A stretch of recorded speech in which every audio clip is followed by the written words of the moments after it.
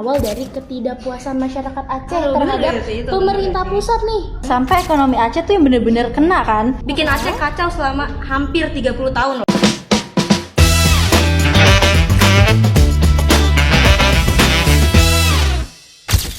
Halo Kak Nadia dan Kak Jovita. Baik banget nih. Betul. Sebelumnya makasih ya udah undang kita berdua ke podcast. Iya. Jadi Kak Nadia dan Kak Jovita ini adalah mahasiswi nih yang tertarik tentang konflik pemberontakan Aceh oleh GAM. Oke, sebelum masuk ke pertanyaan ini sesuai yang aku baca ya dari beberapa sumber mengatakan kalau konflik ini tuh mulanya berawal dari ketidakpuasan masyarakat Aceh terhadap pemerintah pusat nih yang dianggap tidak adil dalam berbagai aspek. Maka dari itu nih terbentuklah gerakan Aceh Merdeka. Gitu. Nah, dari konflik itu kan pasti ada ancamannya Betul, bagi betul, bangsa betul. Indonesia. Terus apa aja sih ancamannya?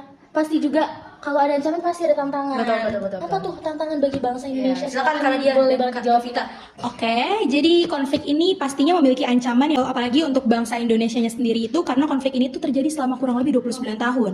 Nah, di sini ancaman yang terjadi yaitu dengan adanya pemberontakan serius yang dilakukan oleh Aceh atau GAM dengan melakukan pemberontakan bersenjata terhadap pemerintah Indonesia dengan tujuan untuk memisahkan diri dari negara. Nah betul banget, sedangkan buat tantangannya sendiri tuh gede banget ya. Soalnya konflik ini kan udah masuk tahap pemberontakan bersenjata dari GAM yang pengen pisah dari Indonesia kan. Iya. Jadi korban jiwanya tuh juga banyak banget, apalagi dari warga-warga sipil. Dan juga terdapat pelanggaran HAM dari kedua belah pihak yaitu dari Acehnya sendiri dan juga dari pemerintah yang menyebabkan ketegangan sosial yang berkepanjangan. Terutama ini ada dari trauma-trauma masyarakat, terus ada pembangunan yang mandek juga, sampai ekonomi Aceh tuh yang bener-bener kena kan. Tapi yang paling susah tuh bangun lagi kepercayaan antara dua belah pihak yang udah lama bermusuhan. Oh gitu. ya, Kita Kak. jadi paham ya, Vel. Betul banget Secara nih. detail nih konflik GAM kayak gimana. Kak, ada nggak sih hambatan yang terjadi di konflik ini? Terus mungkin nggak adanya campur tangan dari pihak luar negeri? Yang pastinya ada ya, ada beberapa hambatan di dalam konflik ini. Yang pastinya yang pertama itu adanya pembangunan ekonomi menjadi terhambat, infrastruktur menjadi rusak, masyarakat sipil menjadi korban kekerasan dan pelanggaran HAM akibat konflik tersebut. Kan ada pertanyaan kan, kira-kira ada nggak sih campur tangan dari negara luar? Betul banget. Tentunya ada, dan itu cukup signifikan banget. Karena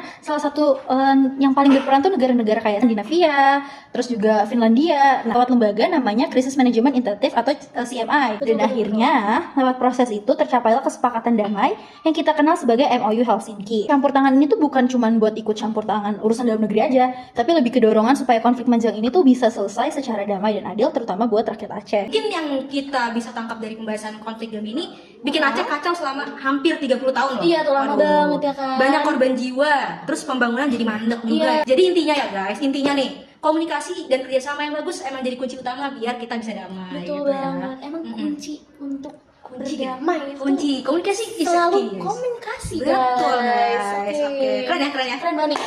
Oh.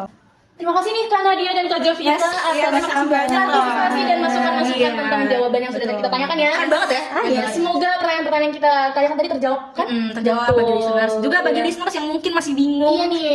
dan pengen nanya-nanya lagi. Mau nanya lagi tentang lebih dalam konflik ini Iya. tuh apa sih? Langsung aja, Langsung aja. Boleh komen. Tapi sebelum komen, kali ini bisa break dulu ya. Break dulu biar bisa bantu-bantu kita juga ya. Mungkin bagi listeners kita pamit undur diri. Kita pamit undur diri. Iya. See ya.